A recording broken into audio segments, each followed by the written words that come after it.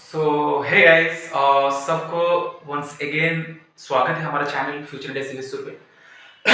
तो I hope कि guys सब अच्छे होंगे और मैं सब हमेशा हर वीडियो की तरह इस वीडियो में भी प्रे कर रहा हूँ कि हमेशा आप लोग खुश रहे और आगे अपना काम करते रहिए। ओके, सो कल हम जो डिस्कस किए थे, आई होप कि सबको थोड़ा सा अच्छा लगा होगा क्योंकि मैं अपना 100% दे रहा हूँ। बट बाकी आपके ऊपर डिपेंड करता है कि आप उसको कैसे रिसीव कर रहे हो। ठीक है, बाकी जो चीज़ें नॉर्मली है और जो प्रैक्टिकली है मैं वही सब बताता हूँ यहाँ पे। मैं वहाँ पे इतना इंटेलिजेंटली बात नहीं करता हूँ और ये कर दो वो कर दो वो नहीं बताऊंगा। मैं प्रैक्टिकली हमेशा रहूंगा आप लोग के साथ because I am student and also I am teacher. So हमेशा मैं दोनों को कंपैरिजन करके ही मैं चलूंगा और ट्राई करूंगा जितना हो सके अपने तरफ से मैं 100% दूंगा। ओके, और एक बात यहाँ पे बताना चाहता हूँ, देखो हमेशा सबको ट्राई करो कि एनकरेज करने के लिए कोई भी काम हो, छोटा हो बड़ा हो, जो भी कोई भी कुछ काम कर रहा है ना उसको ट्राई करो एनकरेज करने के लिए। क्योंकि अ, जब हम एनकरेज करते हैं ना तो वो डेफिनेटली कहीं ना कहीं वहाँ पर हमारा हमारा ऊपर एक पॉजिटिव अप्रोच आके लग जाता है तो वो अच्छा लगता है। और आज एजुकेशन, आज एजुकेटर, हम लोग सब एजुकेटेड हैं। सो एजुकेटेड वाले तो ये सब नहीं करना चाहिए कि किसी को डिस्करेज करे कोई भी काम है। तो हमेशा ट्राई करो हमेशा सबको एनकरेज करने के लिए। ओके, सो चलो बहुत हो गया ज्ञान की बात, अब अपना क्लास स्टार्ट करते हैं। सो हमारा सी लैंग्वेज चल रहा था। ओके, सी लैंग्वेज में हमारा क्या चल रहा था, कल हमारा शायद इंट्रोडक्शन पार्ट खत्म हो गया था। ओके, आई थिंक कल हमारा इंट्रोडक्शन पार्ट खत्म हो गया था। ठीक है, इंट्रोडक्शन खत्म हो गया था। तो आज उसको इंट्रोडक्शन नहीं करेंगे। तो आज हमारा टॉपिक रहेगा क्या, मैं धीरे धीरे करके चलूंगा और प्रैक्टिकली चलूंगा जितना हो सके। ठीक है, आज हमारा टॉपिक रहेगा बेसिकली यहाँ पे वेरिएबल रहेगा। वेरिएबल्स क्या है, क्यों यूज होता है ये बता दूंगा। उसके साथ साथ रहेगा हमारा क्या, डाटा टाइप्स, जो कि सबसे इंपॉर्टेंट है। Data type which is very very important. And यहाँ पे जो टेबल्स में दूंगा, यहाँ पे जो टेबल्स बनाएंगे वहाँ पे बहुत ही इंपॉर्टेंट होगा और डेफिनेटली वहाँ पे सबको हेल्प होगा और मैं प्रैक्टिकली बताऊंगा। और जो भी एक्यूरेट गुड वैल्यूएशन का जो टाइमिंग है, मतलब वैल्यूएशन का जो भी लिमिट है, मतलब यहाँ से लेकर यहाँ तक आपको ही जाना पड़ेगा।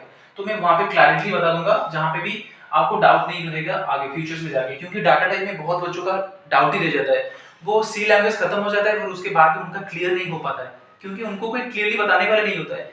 क्योंकि 4 यूट्यूबर्स ने 4 बात अलग अलग तरीके से बोल रखे हैं तो वो बच्चा कैसे समझेगा। ठीक है, और यही दिक्कत होता है। तो इसलिए मैं ट्राई करूंगा पूरा क्लियर कर दूंगा। डाटा टाइप में एक टेबल दे दूंगा आपको, वो टेबल को थोड़ा सा आपको याद कर लेना है, उसके बाद सब हो जाएगा। वो डेफिनेटली ये दोनों इंपॉर्टेंट रहेगा आपके लिए आज के लिए। ओके, ये दोनों डिस्कस करने से पहले मैं कुछ बात बताना चाहूंगा यहाँ पे सी लैंग्वेज रिलेटेड। देखो, एक प्रोग्रामर को क्या चाहिए होता है, एक प्रोग्रामर को हमेशा कोई प्लेटफॉर्म होना चाहिए वहां जहां पे भी वो अपना लैंग्वेज को कोड मतलब कंपाइल कर पाए। कंपाइल करने के बाद या ट्रांसलेट करे, जो उसका कोड है उसको ट्रांसलेट करे और उसको एक मशीन लेवल लैंग्वेज तक लेके जाए। तो डेफिनेटली हमेशा प्रोग्रामर क्या करता है, प्रोग्रामिंग, यहाँ पे तुम्हारा प्रोग्राम है। ओके, प्रोग्रामिंग के बाद वो ट्रांसलेट करता है, जो भी तुम्हारा ट्रांसलेटर सब है उसको ट्रांसलेट करता है। ओके, ट्रांसलेटर के बाद वो क्या करता है, वो अपना बाइनरी कोड लिखता है वहां पे 1010 एनीथिंग।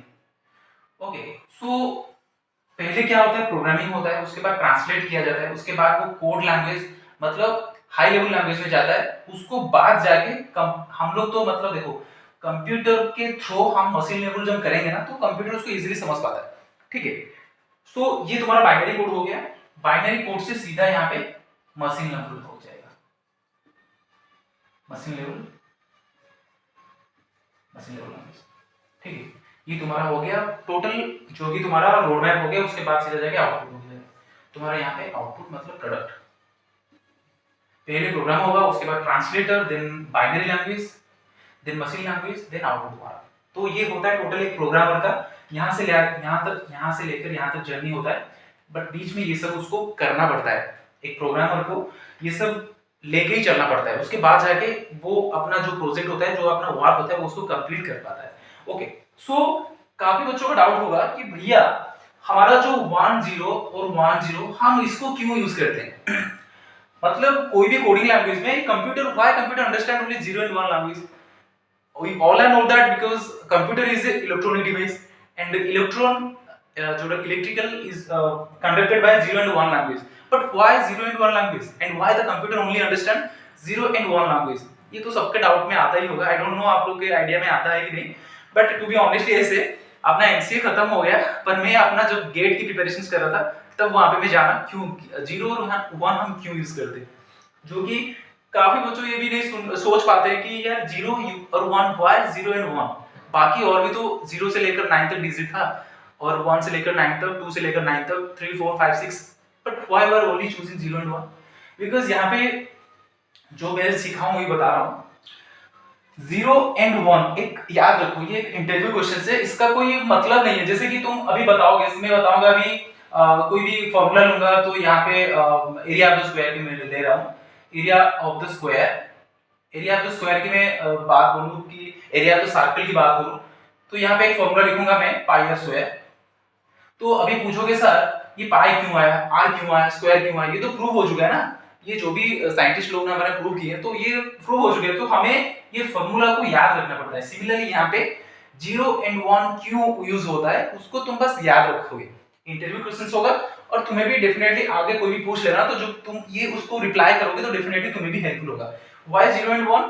देखो 0 and 1 यहाँ पे चाहो तो आप नोट कर सकते हो, एक मैग्नेटिक फ्लक्स है ये, ओके, ये एक मैग्नेटिक फ्लक्स है, ठीक है, जो कि रेंज होता है 0 से लेकर 1 तक, 0 से लेकर 1 तक, इसके आगे वो नहीं जा पाता है। कोई भी नंबर आ जाएगा ना वहां पे वो देखो 0 का मतलब क्या है, यहाँ पे 0 का मतलब है ऑफ, मतलब ऑफ, और 1 का मतलब तुम्हारा यहाँ पे मैग्नेटिक फ्लक्स ऑन, ओके। जो कोई भी जब बॉल यहाँ पे कोई बॉल देखो यहाँ पे कोई बॉल चलता है, ठीक है, तो हम जब उसको ऑन करते हैं वो 1 रिप्रेजेंट करता है जो कि मैग्नेटिक फ्लक्स हो जाता है, ओके। जो फिर उसके बाद 0 जब करेंगे वो यहाँ पे ऑफ हो जाता है, मतलब 1 बोले तो वो ऑन एंड 0 बोले तो यहाँ पे ऑफ। समझ में आ रहा है सबको? ठीक है, तो कोई भी पूछेंगे कि हम बाइनरी लैंग्वेज या कोडिंग लैंग्वेज में और हमारा जो प्रोग्रामिंग में हम 0 और 1 क्यों यूज करते हैं और कोई नंबर क्यों नहीं यूज करते हैं, हमेशा याद रखो हमको बताना कि due to magnetic flux, magnetic flux ये होता है जो कि 0 and 1 के रेंज तक ही जा पाता है, उसके आगे जब जाता है वो मतलब वो एरर आ जाता है, तो इसीलिए 0 को रिप्रेजेंट करते हैं मतलब ऑफ से एंड 1 को ऑन से। ये एक छोटा सा कंसेप्ट है बट बहुत ही वैल्यूएबल है, जो कि बहुत ही सही भी है। आई थिंक मेरे को लग रहा है कि बहुत ही अच्छा है, बहुत ही अच्छा क्वेश्चन है, कोई भी इंटरव्यू आपको पूछेंगे ये याद रखना और ये अच्छा भी होगा, ठीक है। सो ये था एक बेसिक सा लैंग्वेज, एक बेसिक सा चीजें होके बता दी, और ये प्रोग्रामिंग ट्रांसलेटर ये समझ में आ गया सबको, ठीक है। और अपना वेरिएबल और डाटा टाइप शुरू करते हैं। आज डाटा टाइप का जो टेबल बताऊंगा टोटल क्लियर रहेगा, ठीक है। सबको रिक्वेस्ट करता हूँ कि वो टेबल एटलीस्ट याद रख लेना, बहुत ही हेल्पफुल होगा सबको। ये टेबल जब तुम कॉलेज में जाओगे, आई डोंट नो तुम्हारा लेक्चर्स जो भी होंगे शायद वो भी ऐसे ही कैजुअली तुम्हें बता देंगे ये करो वो करो, क्योंकि गवर्नमेंट के जो टीचर्स होते हैं ना वो तुम्हें क्लियरली कोई चीज बताते नहीं है, तो ऐसे ही लिख देंगे, तुम लिख के ले आओगे, फिर पढ़ोगे, जब क्वेश्चन सॉल्व करोगे तुम फिर अलग क्वेश्चन सॉल्व करोगे, तो यही दिक्कत होता है। मैं देखा हूँ, प्रैक्टिकली में देखा हूँ, इसलिए मैं बोल रहा हूँ, ठीक है। तो ट्राई करना उसको याद रखने के लिए। So just a second guys, तो तुम्हारा वेरिएबल यहाँ पे जस्ट सेकंड, पहले हम वेरिएबल डिस्कस कर लेते हैं।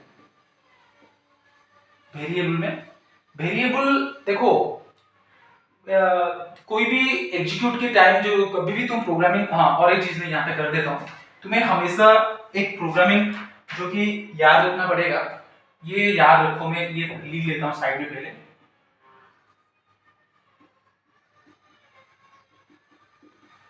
ये तुम्हारा हेडर फाइल होता है, मैं आगे पढ़ाऊंगा कैसे क्या है, ठीक है सब कुछ, पर थोड़ा सा इसको दिमाग में रखो। conio.h, std मतलब स्टैंडर्ड इनपुट आउटपुट, conio मतलब कंसोल इनपुट आउटपुट, ठीक है। यहाँ पे तुम्हारा void main आ जाएगा।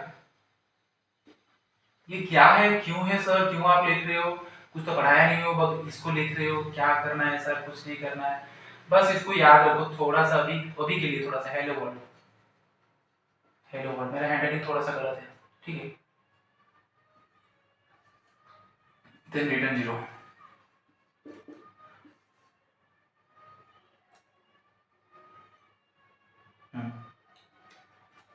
इसको थोड़ा सा साइड में याद रखो, ठीक है। वेरिएबल क्या होता है, हम यहाँ पे बहुत सारी चीजें यूज करेंगे, ठीक है, बहुत सारी चीजें जो कि वेरिएबल तुम्हारा मतलब टाइप, वेरिएबल का टाइप जैसे कि तुम्हारा यहाँ पे हो गया इंट हो गया, ठीक है, इंट यूज करेंगे, सॉर्ट यूज करेंगे, और उसके साथ साथ फ्लोट भी यूज करेंगे, ठीक है, डबल यूज करेंगे। डबल देन क्या होता है, तो ये 4-5 जो है ये इंपोर्टेंट है, इतना को याद रखना पड़ेगा।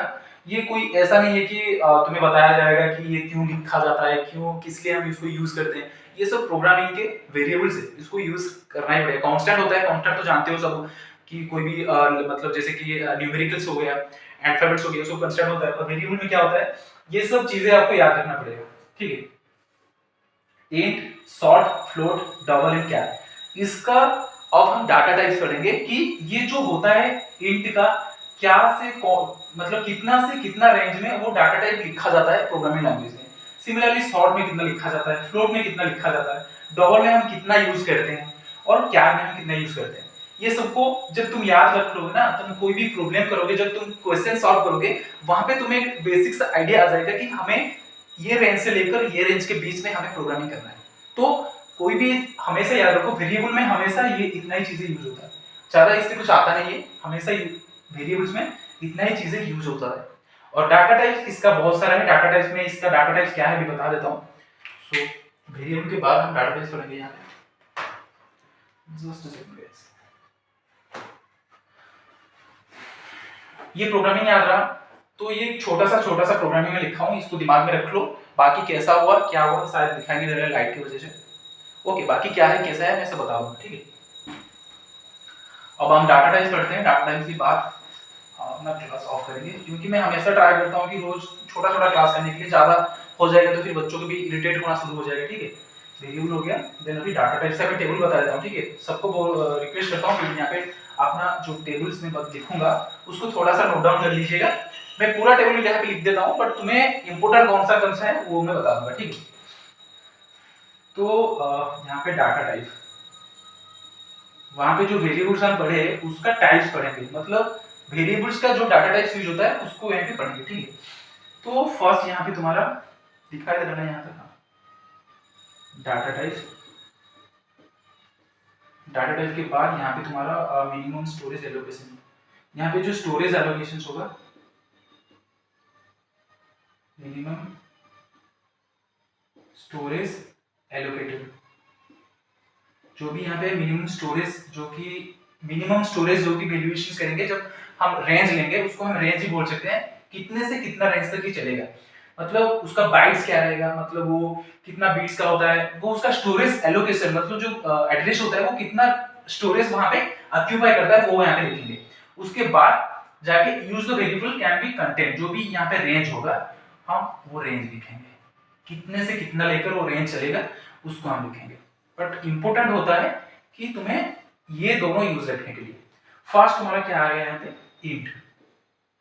इंट क्या मतलब है, इंट का मतलब इंटीजर्स होता है। इंटीजर्स मतलब सब जानते हैं कि इंटीजर्स होता है 1 से लेकर 9 तक जो भी इंटीजर्स नंबर्स होते हैं वो हम इंटीजर्स बोलते हैं, ठीक है। उसको यहाँ पे क्या करेंगे, मिनिमम स्टोरेज के उसको 2 बाइट्स दिया गया है यहाँ पे। ये सब क्या है ना, इसको याद रखना पड़ेगा, ये नहीं कि तुम्हें कोई यहाँ पे मतलब एकदम से तुम्हें सिखा देगा, बोल देगा, ऐसा नहीं है। इंट का मतलब 2 बाइट्स होता है स्टोरेज, मिनिमम स्टोरेज उसका, जो कि 16 बिट्स का होता है। तो यहाँ पे 1 बिट कितना हो गया, 1 बिट हो गया तुम्हारा 8 बिट्स। तुम जो ओजे के प्रिपरेशंस करोगे ना, जो बुक्स में सजेस्ट किया हूँ उसमें डिटेल्स पढ़ाऊंगा, बट यहाँ पे थोड़ा सा ये टेबल याद रखो, टेबल को नोट्स कर लो, ठीक है। तो यहाँ पे 1 बिट का बाइट का मतलब 8 बिट्स हो गया, तो 2 बिट्स का मतलब यहाँ पे 16 बाइट्स हो गए, 16 बिट्स हो गए, ठीक है। तो इस तरह ये है, तो इसको मैं हटा देता हूँ। उसके बाद शॉर्ट की लिखोगे, SHORT शॉर्ट, यहाँ पे सेम भी है, यहाँ पे भी वो 2 बाइट्स का है जो कि 16 बिट, ठीक है। उसके बाद तुम्हारा यहाँ पे लॉन्ग आ जाता है, लॉन्ग में 4 बाइट्स होता है, लॉन्ग में 4 बाइट्स होता है जो कि 32 बिट्स होता है। समझ में आ रहा है, यहाँ पे 16 बिट्स हो रहा है, यहाँ पे 32 बिट्स हो रहा है। उसके बाद फ्लोट आता है,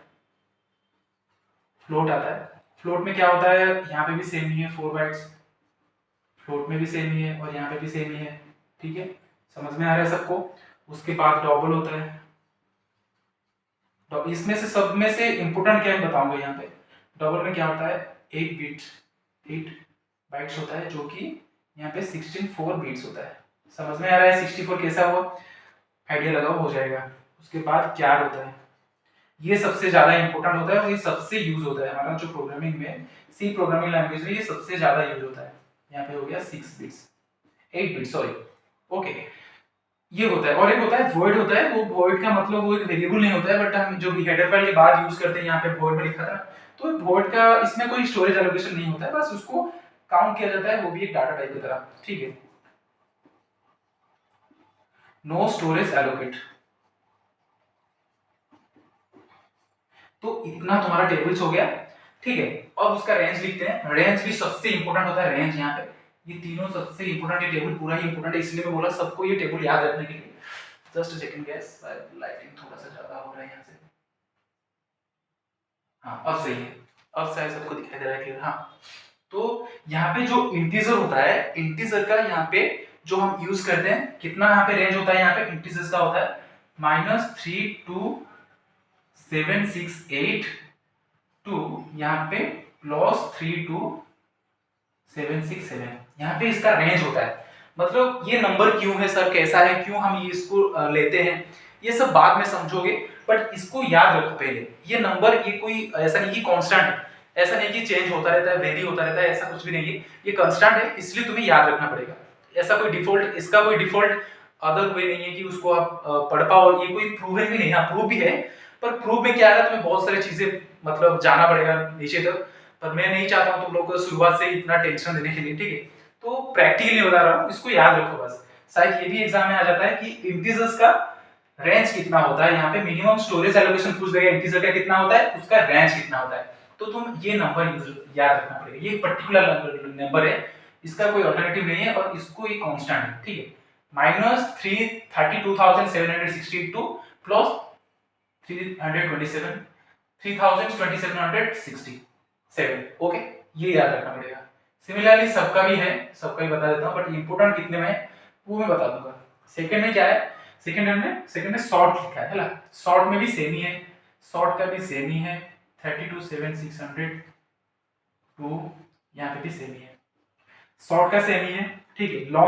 लॉन्ग का जो भी है उसको कोई मतलब इंपोर्टेंट नहीं है, मैं बता देता हूँ फिर भी, ठीक है, मैं लिख देता हूँ फिर भी, बट इंपोर्टेंट नहीं। I think it is 21,000 something, 474 something कुछ है, बट इसको याद रखने में कोई मतलब इंपोर्टेंट नहीं है, ये ज्यादा इंपोर्टेंट नहीं है। कहाँ गया तुम्हारा लॉन्ग, ज्यादा इंपोर्टेंट नहीं है। यहाँ पे इंपोर्टेंट क्या क्या है बता देता हूँ।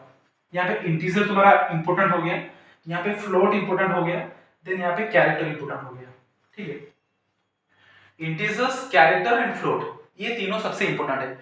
बाकी ये सब मतलब यूज ही नहीं होता है ज्यादा, डबल वहां पे तुम्हारा स्ट्रिंग में जाके यूज होगा, बट बाकी इंटीजर्स, फ्लोट एंड कैरेक्टर, ये तीनों पूरा तुम्हारा क्लास में जितने भी हम प्रोग्राम्स करेंगे सब ये तीनों ही यूज करेंगे, तो हम ये तीनों को यूज रखते हैं, याद रखते हैं, ठीक है।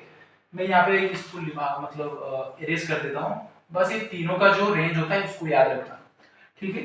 यहाँ पे तुम्हारा कहाँ गया फ्लोट का, अभी फ्लोट का लिख देता हूँ। यहाँ पे फ्लोट का 6 डेसिमल एक होता है, यहाँ पे फ्लोट का होता है एक 6 डेसिमल करके, 6 डेसिमल डिजिट प्रोटेक्शन होता है, डिजिट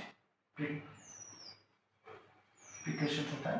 इसका कोई पर्टिकुलर रेंज नहीं होता है, मतलब कोई भी पूछेंगे तुम्हें कि चलो बताओ मतलब जो डाटा टाइप फ्लोट का मिनिमम जो कि डाटा टाइप्स का होता है उसका रेंज कितना मिनिमम होता है, हमेशा याद रखो 6 डेसिमल डिजिट एक नॉर्मल यूज करते हैं, बट ठीक है सबको ये याद रखना पड़ेगा। बाकी जो हो गया कहाँ गया, just second guys, sorry actually call आया था। उसके बाद हो गया क्या तुम्हारा इंट हो गया, इंट का कितना वैल्यू हो गया यहाँ पे 32,768। उसके बाद शॉर्ट का छोड़ो, लॉन्ग का छोड़ो, फ्लोट का भी इतना इंपॉर्टेंट नहीं होता है, फ्लोट भी यूज होता है, बट लिटरली उसको भी हम 6 डिजिट से हम कैरी करते हैं, मैं भी बताया ना 6 डिजिट, ठीक है। फिर डबल हो गया, फिर क्या का हो गया तुम्हारा, क्या यहाँ भी सबसे इंपॉर्टेंट है, ये भी सबसे इंपॉर्टेंट, इसको याद रखना पड़ेगा। इसका जो रेंज होता है वो -128 से लेकर 2 + 128, ये हो गया तुम्हारा टोटल होल टेबल हो गया। यहाँ पे तुम्हारा डाटा टाइप्स हो गया, डाटा टाइप में क्या क्या इंपॉर्टेंट है, यहाँ पे तुम्हारा int, short, long, float, double, क्या, वॉइड, ये सब डाटा टाइप होता है। बट इनमें से इंपॉर्टेंट इंट एंड क्या एंड फ्लोट को भी याद रख सकते हो, बट प्रोग्रामिंग में मैक्सिमम ये दोनों यूज होता है। तो उसका रेंज क्या है और उसका मिनिमम स्टोरेज एलोकेशन क्या है, तुम चाहो तो ये सारे स्टोरेज का भी याद रख सकते हो, बट इंपॉर्टेंट सबसे क्या है, ये है और तुम्हारा ये है, क्या है और फ्लोट है, ठीक है। और उसका रेंज क्या है, इसका रेंज ये है पर्टिकुलर रेंज, और यहाँ पे कैरेक्टर का रेंज क्या है, -128 टू +128, ओके। और फ्लोट का हमेशा याद रखो 6 डेसिमल डिजिट नाम करके एक होता है, और वो ज्यादा इंपॉर्टेंट यूज नहीं होता है, बट ये दोनों सबसे हमेशा यूजेबल होता है। और तुम्हारा एग्जाम में भी जो आएगा ना, ये दोनों में से ही आएगा। और जो भी जितने भी सारे भी प्रोग्रामिंग लैंग्वेज करोगे, जो भी अभी तुम पढ़ोगे आगे, तुम्हारा सी लैंग्वेज सबसे बेसिक होता है। सी लैंग्वेज के बाद तुम जो भी आगे पढ़ोगे, जावा हो गया, पाइथन हो गया, C++, C#, सब यही दोनों ही यूज होंगे ज्यादा। और एग्जाम में भी यही दोनों ही आएंगे, जब मतलब सर टाइप क्वेश्चन आएगा तो इनमें से ही आएगा। सो यही था ऐसा topic. So hopefully data type का टेबल सबने लिख लिए होंगे, कोई नहीं लिखे हैं तो 1 मिनट दे देता हूं मैं, लिख लो सब, ठीक है।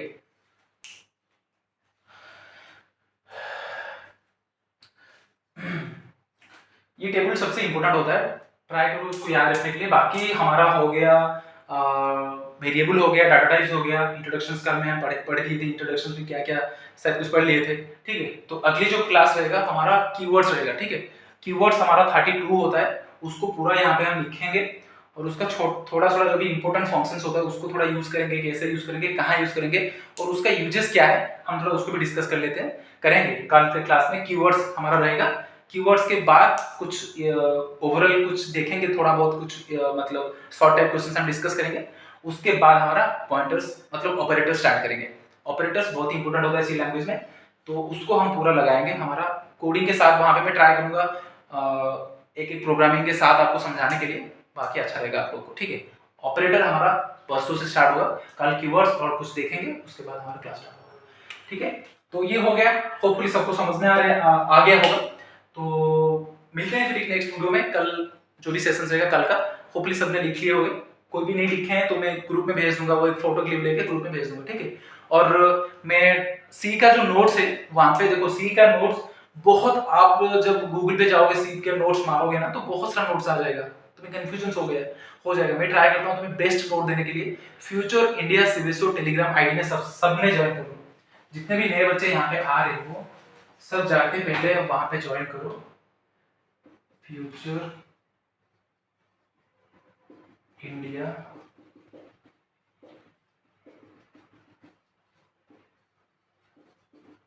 ये हमारा टेलीग्राम आईडी है, टेलीग्राम आईडी यहाँ पे यूज करो, सारे नोट्स में वहां भेज दूंगा, सी लैंग्वेज का मैं भेज देता हूँ वहां पे, ठीक है। मिलते हैं नेक्स्ट वीडियो में। और सबको रिक्वेस्ट करता हूँ कि चैनल को शेयर कर दो, दूसरे बच्चों को वीडियो भी शेयर कर दो सबको, क्योंकि हम इसके बाद बहुत ही सारी चीजें डिस्कस करेंगे। ओजे एग्जाम टिल द एग्जाम तक हम सारे डिस्कस करेंगे। मैं ट्राई करूंगा इस बार 100% रिजल्ट होने के लिए, क्योंकि लास्ट ईयर शायद 600 या 500 स्टूडेंट्स ही रैंक ले पाए थे, बट ट्राई करेंगे अगले जो भी सेशंस होगा वो सारे स्टूडेंट्स का 100% सिलेक्शन होगा। मिलते हैं नेक्स्ट वीडियो में। जय हिंद। सबको रिक्वेस्ट है वीडियो को शेयर कर दो, लाइक कर दो, सब्सक्राइब कर दो।